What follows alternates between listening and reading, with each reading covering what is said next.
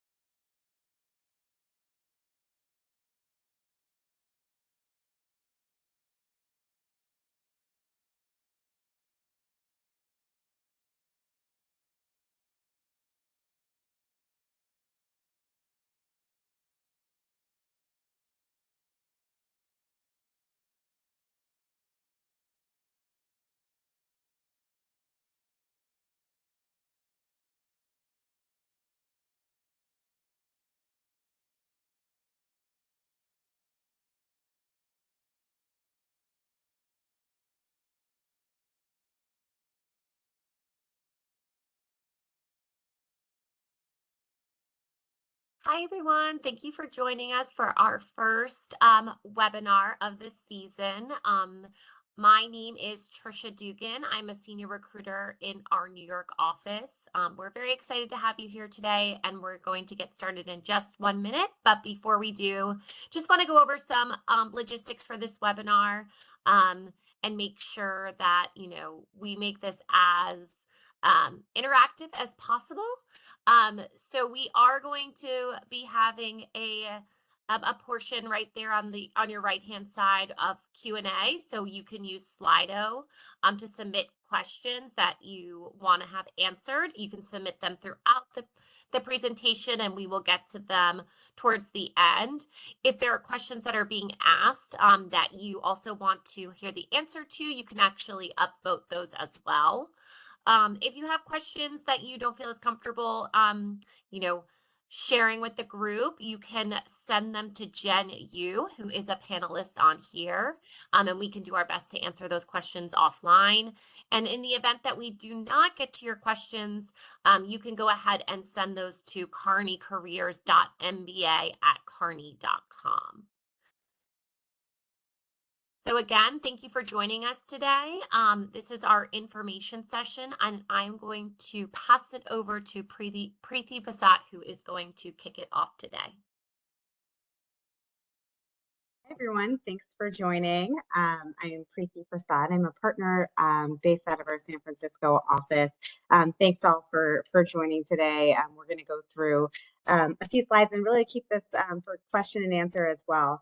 So I'll just quickly introduce myself again. So I'm a partner in our strategy, growth, and organization transformation practice.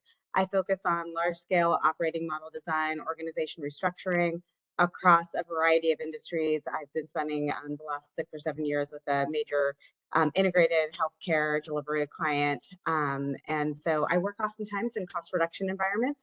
So it could be standalone cost reduction, merger and integration, those sorts of things. And I've been with Kearney for 19 years, joined just out of business school from Tepper in 2005, and was in our DC office before, just for a year before transferring out to San Francisco.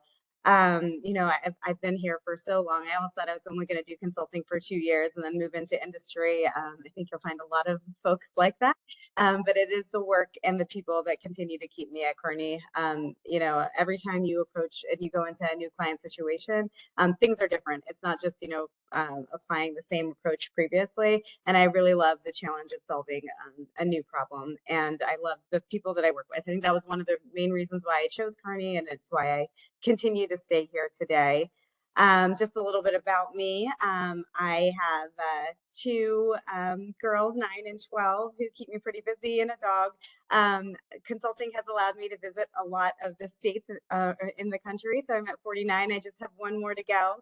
And I love doing anything active outdoors. So skiing, I have a lake right by where I live, so I paddleboard a lot. I started golfing during COVID, so I've been chasing that, which has been proving to be difficult. So anything active. So this is a little bit about me. Thanks for joining today, and I'll pass it off to Alex. Sounds good. Hi, everyone. Pleasure to be with you all today on this Friday afternoon. Alex Mean Smith here. I'm a manager in EPI, which is a mouthful, but it's Energy and Processes Industries Practice. So you can kind of think anything natural resources. My focus is on the utilities, renewables, and clean tech side of things. I specialize in growth strategies. So how do renewable and clean tech companies double their revenue over the next 5 years? What new products and services are they going to offer? A lot of times it's actually the intersection of renewables and private equity. So as you might imagine, there's a lot of interest in clean tech assets right now. So it's thinking about how we improve performance of those assets as well. Came out of business school as well, Duke Fuqua grad here, UC Berkeley, Haas undergrad. So have ties to both coasts, but I'm currently living in a very small apartment in Brooklyn with my husband and snoring bulldog. You guys will likely hear at least once over the course of this conversation. Outside of work, as I mentioned, went to undergrad out on the West Coast. I played water polo, super niche sport, kind of fun. Had to find something similarly intense in my adult life, so I'm now an avid boxer and firm reality TV bluff. I watch it all. Bravo, Food Network. So if you are also into reality TV, let's talk about it because I'm always looking for new recs. So can't wait to talk to you all, meet you guys, and answer all of your burning questions. With that, I'll pass it over to Moshe. Hi friends, my name is Moshe. I'm an associate out of the New York office. I recently aligned to the PEPI practice, which is the private equity practice at Kearney. I have way too many degrees from different universities, and my most recent ones were at Wharton and UPenn, where I did an MBA and MA in international studies. Before Kearney, I was a military officer and then worked in aerospace defense advisory. And now at Kearney, I'm part of a proud network, the veterans, MENA, and also HOLA. So I have a lot of elements to my identity. Chose Kearney to make a career pivot. Wanted to have that private sector experience in a mid-sized global company.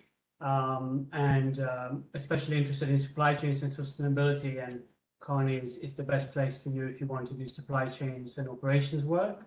I did not include fun facts, but I do a lot of other things in my life, like running, reading, playing violin, and but we can talk about it after.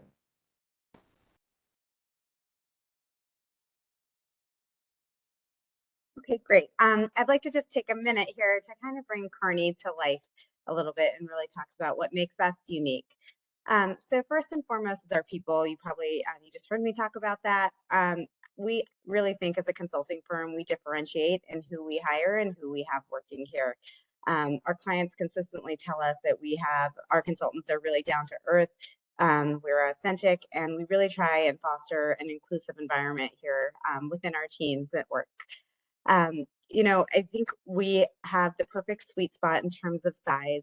As I say, I've been here for 19 years, but I pretty much know every single one of the partners by name and could call anyone up. So while we have over 5,000, people that work at Kearney around the globe, we're still small enough to know each other and really care about each other. So the networking here is really important just in terms of getting to know people, but it is very easy to get to know a lot of different people in a lot of different areas. And I think that really makes us unique. The next point really here is that, the way in which we approach problems, we really come at it with our expertise. It's really making sure that we bring the best of our thinking, but we're also really trying to think about our clients and putting ourselves in their position and understanding from an empathetic perspective, like what they must be going through. Oftentimes we're dealing with very big change. And if you put yourself in the seat of your client, it can actually change your mindset and types of things that you're recommending and how that they need to move forward, with kind of taking our consulting solutions into practice. And one of the things we really practice at Kearney is apprenticeship. So when I mean apprenticeship, it is basically learning on the job. When you get staffed as an associate, you will be working very closely with your other associates on the team, but managers and principals and partners. And so understanding, how you need to do your job often comes just from the person who is managing you and, the level up as well. It's really by learning on the job, and we put a lot of emphasis on that.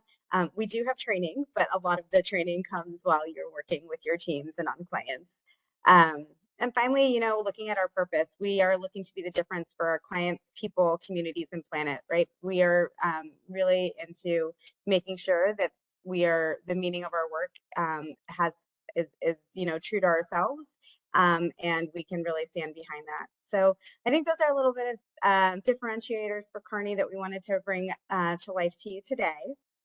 If we move on to the next page, this is just a little bit about what practices we play in and what we have to offer to our clients. On the left-hand side, you will see these are most of our industry practices. And then on the right-hand side, I would say it's more of our service practices. So as you heard Alex, she's in EPI. That's one of our industry practices. You heard I am in our strategy, growth, and organization transformation practice. That's one of our service practices. And so we typically go to market together. So as I was mentioning, I work a lot in healthcare. On my main client, we have a number of healthcare partners, and I am the partner who brings the organization transformation lens. And so that is how we go to market together, and we generally always partner in that sort of fashion. And so this is just really, we're a full service consulting firm. And so, yeah, that's pretty much our how we go to market. Okay.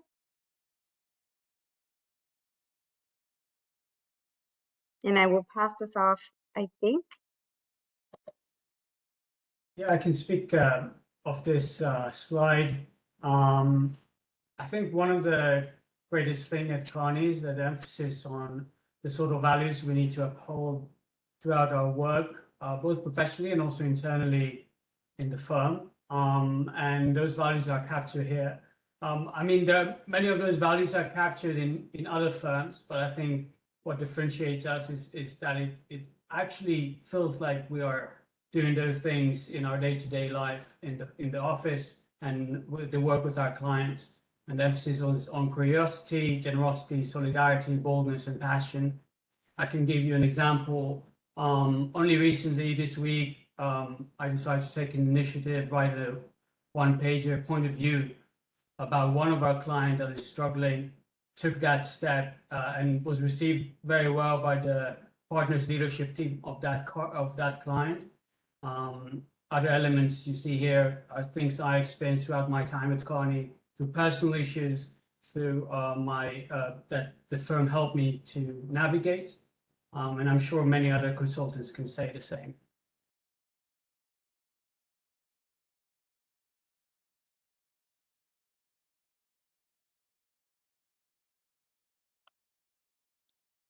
Yeah, and if I think about this slide and and our cultures and what's really important to me, it's really generosity in terms of really caring about my teams. I think if we can connect with our teams and really be friends and people, I consider most of the people that I work with my friends, and it's really great because you really learn to care about the people that you're working with.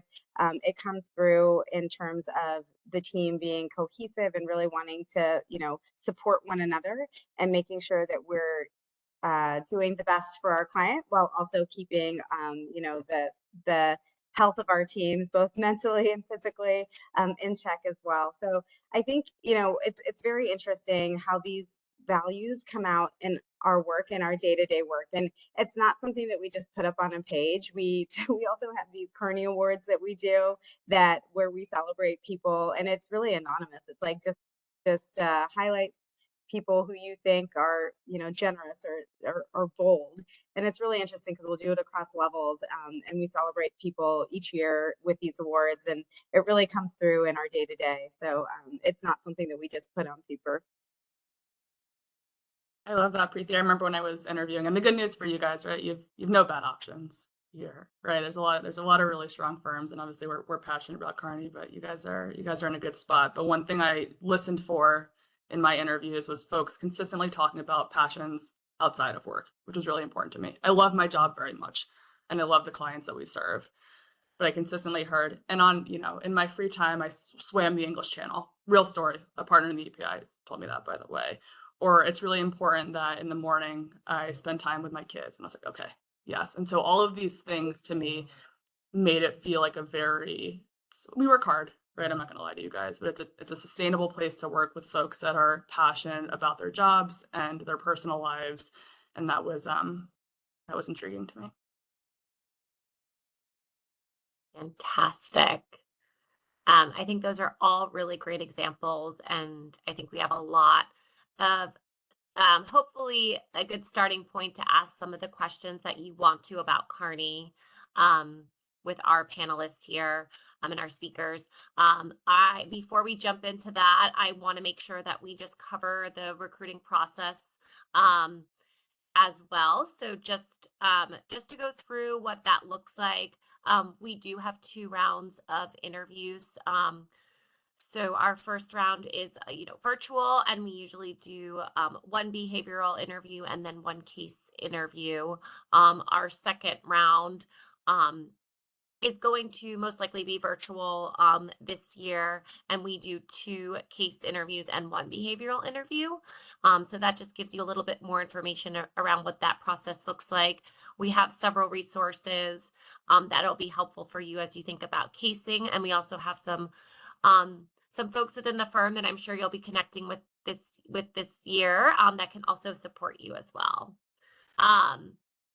I am going to go ahead and just pass it back over here to all of our panelists and let this be more of a Q&A portion. I've seen a lot of questions coming in, so I can go ahead and start asking some of those here, but feel free to keep sending them in, and we will take them with the time that we have left here.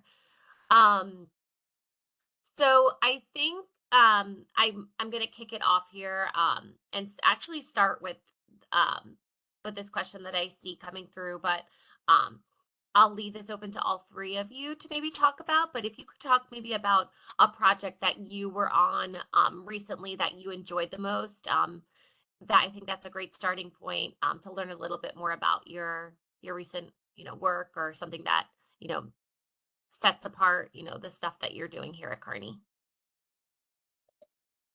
I'm happy to start. I can share a project. We work with a client that is a legacy technology company, one of the biggest legacy technology companies, working on how they're going to navigate changes in the competitive landscape, what sort of strategic operational steps they need to take in order to be more competitive, and how they can leverage their existing institutional knowledge to break into a new field, the field of AI, in their products and in their collaborations with other companies. And these sorts of projects are exactly what makes consulting, and Kearney specifically, an exciting place to work, because you're dealing with really high-level clients and with issues and problems that are going to affect you as well as an end consumer, possibly, that are affecting global economies, as some of those companies are bigger than countries in their revenue cycle. That was one project I really enjoyed.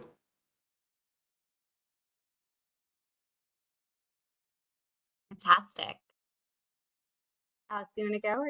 Yeah, I can go next. I was Yeah. going to say one of my favorites was a surprising favorite, as is often the case in consulting. I think we were doing a digital transformation for a traffic safety company. And I was like, oh man, before I joined Kearney, I was like, I don't know about this project. I'm not really a digital gal. I do top line growth strategy. Traffic safety doesn't seem like the most interesting subsector that I've ever worked in. So, whatever, you can learn something from every project, right? Which is true. And so I started to talk to the client, and they're huge. They're $1 billion+ company, to Moshe's point, and they're operating in 1985, literally. So it's pen and paper, it's whiteboards to get guys out into the field. They don't have any sort of centralized systems or processes. And I said, it's amazing that you guys have been able to grow this much with how little you have in terms of back office support. And so as we start to talk to them, they have this idea for an Uber style app where their customers, which are usually utilities, construction firms, anyone that has a capital project, can call them up in the morning, like they'd order an Uber, right? And traffic safety services would be delivered to the work zone. And I was like, that is so far from pen, paper, and whiteboard. How are we going to do this? Lo and behold, we have some really smart people at this firm. And to Preeti's point about kind of functional and industry collaboration, leverage our folks from DNA. And they helped us design an app and then identify what sorts of ERPs or anything like that might be needed to support the launch of that app. And we did it in like 9 weeks, which is pretty cool. And so it was a project that I was initially skeptical of, transparently, but turned out to be one of the most interesting pushing projects that I've done here. And so all that to say, like, don't judge a book by its cover, right? You guys will have a lot of good experience here, but keep your eyes and kind of hearts open to every opportunity that comes. So. And then maybe I'll go a little bit. So I actually have a bit of a framework of how I think is the perfect how I think about the perfect project. And I will call it the 4 C's. And what it is client, the city, your colleagues, and content. If you can have all 4, you found the perfect project. And I have done it a few times in my career. And I think now with remote work a little bit, things are changing on that city point. But back in the day when we would be there Monday through Thursday, it was very critical where you were staffed. And so I will give you an example of one of these. It was a few years ago now, but we were working for an iconic sports brand company, and they had a philanthropic division. And within that, they had a very, very successful charity that they were essentially building. And it was to help youth girls basically kind of get out of the poverty cycle and really help educate them, primarily in Africa. And it was so successful, but because they were such a large company and a brand, they were feeling like we're not able to get the number of the people who actually should be donating, because it was looking like they were donating to the big corporation versus the charity. And so what they had asked us to do was spin out the charity into a freestanding legal entity. And so we had to, we stood it up, and we made it a 501c3, and we stood it up in London. And it was work back and forth between the US and London, creating this new company. And really, we stood up the entire organization. We developed the transition services agreement between the parent company and the new freestanding entity. And so this is a year in the works, but really getting to a place where they could launch on their own was a really satisfying feeling, especially given the work and the mission of the organization. So lots of learnings. It was my first investiture at the time, as well as just being in the nonprofit world as well. So big learnings there for me on both. Fantastic. Thank you all. I think we're getting a lot of questions around specializing in a practice, or joining a practice, and what that looks like coming in generalist, or being a part of a practice. So maybe I'll just go ahead before I pass it over to you to you all to talk a little bit more about your journey. But as you think about your summer at Kearney, and the application process, Preeti went through and shared the slide on, our practices are. And so we want you all to think about learning about what Kearney does this year and through the recruiting season. We are going to be, for our summer class, hiring both general practice and into some of our, and into some of our practices as well. So I want to clarify that, again, this there's no, like, if you are looking to be part of a practice, or if you put on your application that you're listing a practice because you think that's going to help you with your application, that's not the way to think. Again, you should come in with, maybe you have some background where you would like to specialize in, maybe you don't know where you want to be, but you have a passion and that's where you like to go. That's all great. So learn about, all the practices that we have, and then listed on the application, you'll be able to select your top 3 preferences. Those can be general practice, or they can be they can be in one of our other practices. And then once we look at your application, we will be able to let you know whether you're going to be interviewing for general practice or for one of our practices. I wanted to share that information because we are getting a lot of questions, but I also think it helps to lead into, having our speakers share a little bit more about their journey and how they found their way into the practice they're in now. I know, Moshe, you just said you recently aligned to Peppy, so maybe you could talk a little bit about that. And then Preeti and Alex, if you have anything to add, that'd be fantastic. Yeah, so Kearney has a great program called PDP. It allows you to do in rotation, a rotation of experiencing different practices in the firm.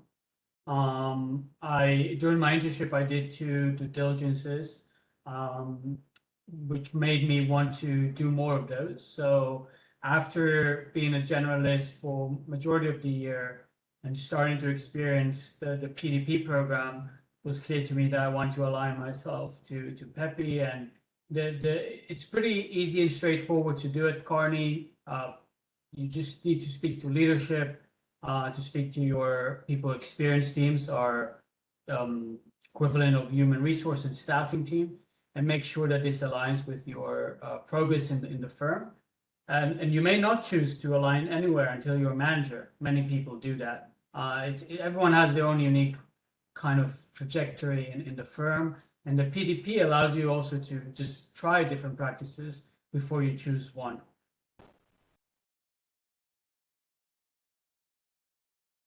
Great. Preeti or Alex, anything to add on, how you aligned or what the path was like for you?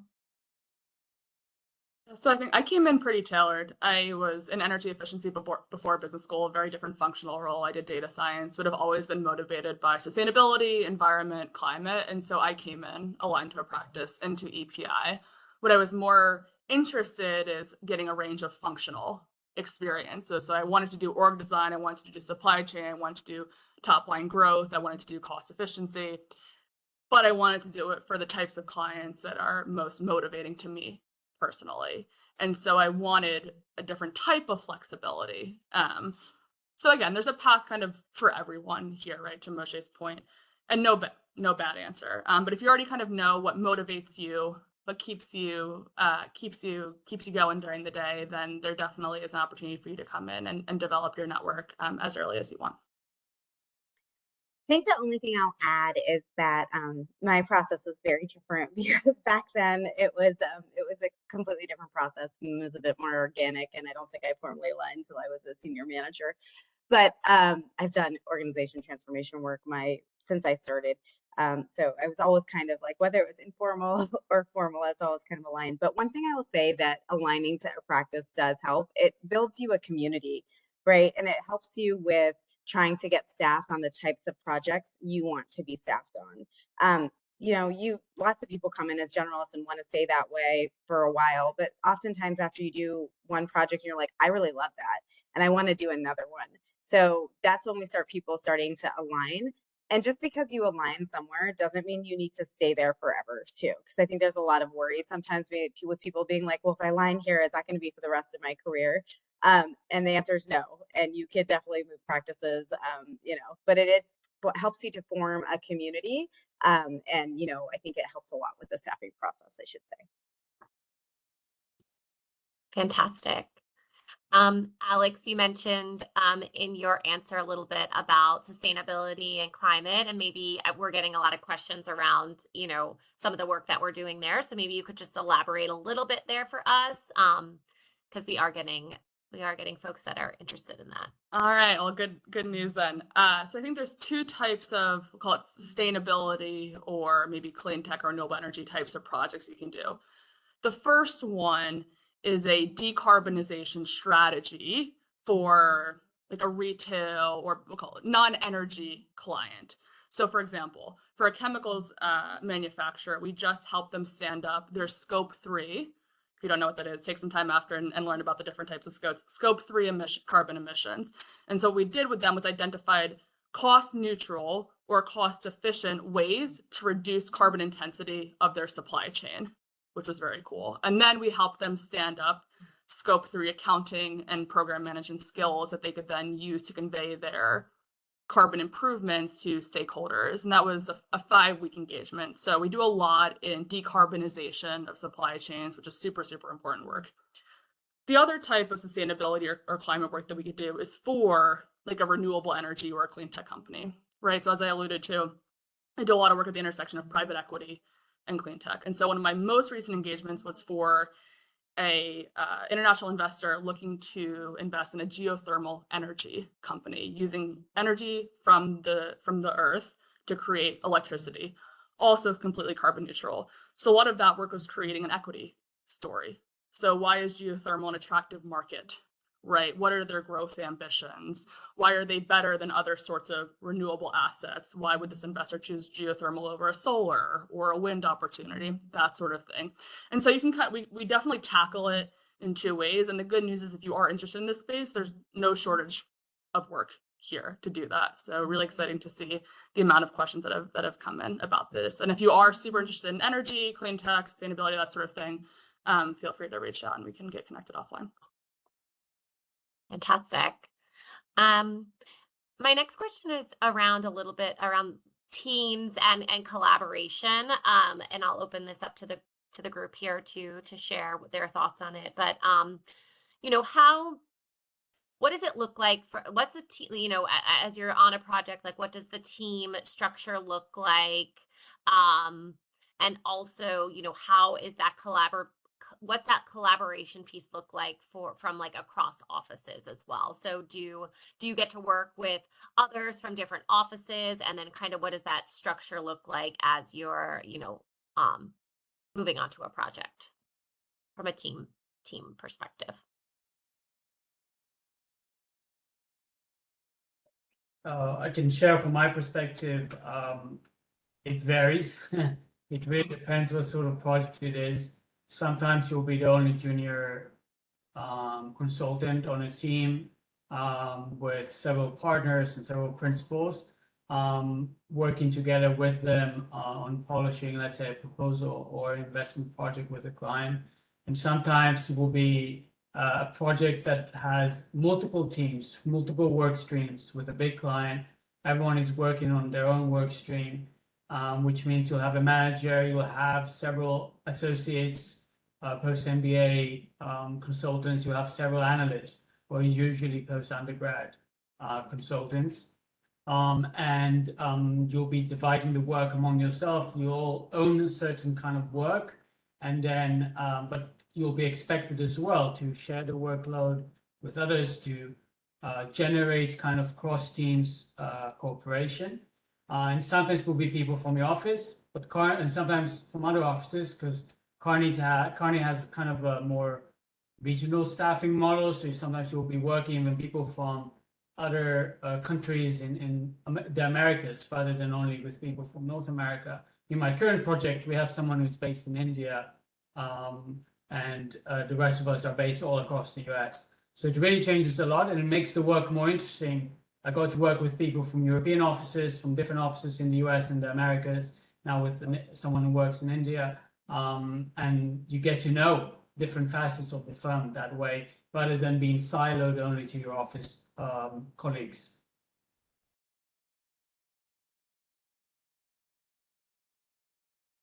Fantastic. I think that's really helpful. And Preeti and Alex, if you have anything to add there, feel free. I also think that kind of goes along with this this question around, you know, how to talk a little bit about the different offices and working with people within those offices. And I think that goes along with the team structure. So maybe talking about that would be helpful as well. Preeti, you want to take this one and then I'll follow up? Sure. I led our San Francisco office for the past 4 years and just transitioned that role. So I'll maybe start a little bit with, yes, there are differences in offices, but mostly by the types of communities that just naturally form, and, you know, the size of the offices. So I would say our San Francisco office is more of a medium-sized office. And so there's a lot of people getting together on Fridays right after having happy hours in the office. But I hear this, this happens in lots of offices. But like the Chicago office is huge. So there are kind of like little groups that will form more than just like the whole office coming together type of thing. But there's a bit of a difference in terms of the type of work. So in San Francisco, we have a lot of tech work, and we've got a major healthcare client out here that is mine. So we do a lot of that type of work. So it's there's more, on the East Coast, retail, CPG, that sort of thing. Down in Texas, in our Houston office, oil and gas, energy. So it's just a little bit of like where the client base is and what type of work kind of tends to center out of there. But I think, and you'll, as you talk to people and other associates, some people will be like, oh, mine's the best office. And there's a little bit of like a culture of competition about like which office is the best office in terms of culture, but they all have, I think, their own little bit of unique culture in there in terms of like what, and it's really what the consultants in the office make of it, I think. So maybe I'll pause there and let Alex weigh in a bit more. I love that. San Francisco's close to my heart too. But we have a good time in New York, that's for sure. I think one thing that Moshe and Preeti mentioned, it's one thing that I love about Kearney is the flexibility that our staffing model provides. Right? It sounds obvious, but it was super important to me to live in New York and be close to my family. I haven't lived on the East Coast in 15 years at this point, but I do energy work. Right. And so inherently you might think, oh, she'll be mandated to live in Houston or Austin or something like this. And it's not true. In fact, most of my kind of energy focused clients, we have in Ann Arbor, Tampa, San Francisco, they were everywhere. Right. And so I think it forces collaboration. Yes, we travel a little bit. That's okay too. It's part of the job and it's part of the fun. But there is a lot of flexibility here. In terms of staffing where you live and the sort of work that you do, which to me is a true differentiator. So just because I live in New York, I'm not forced to do financial services. It's an opportunity for me, but I'm not forced to do that sort of work. And so I really love that about this place. Fantastic. Next question I'm going to leave to Moshe. I would love for you to tell us how your internship experience set you up for success as you've returned full time. So can you talk a little bit more about how that helped with your consulting toolkit and what that transition has looked like for you? Yeah, of course. I had a unique internship experience because people don't usually do due diligences or two during their internship, and yet I enjoyed it so much that I was willing to return full time to Kearney.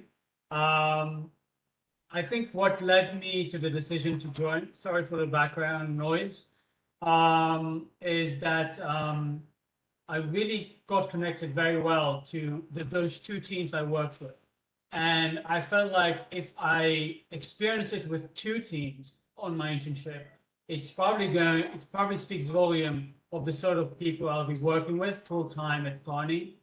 I was also very fascinated with the work itself. It was very different from my past experience, which was more military, public sector oriented. And here I was able to grapple with some kind of business issues that I learned about on my MBA, but they were very theoretical. And now I was able to bring that to life, looking on financial balance sheets, analyzing them, and conducting interviews with experts, creating a financial model, making qualitative research.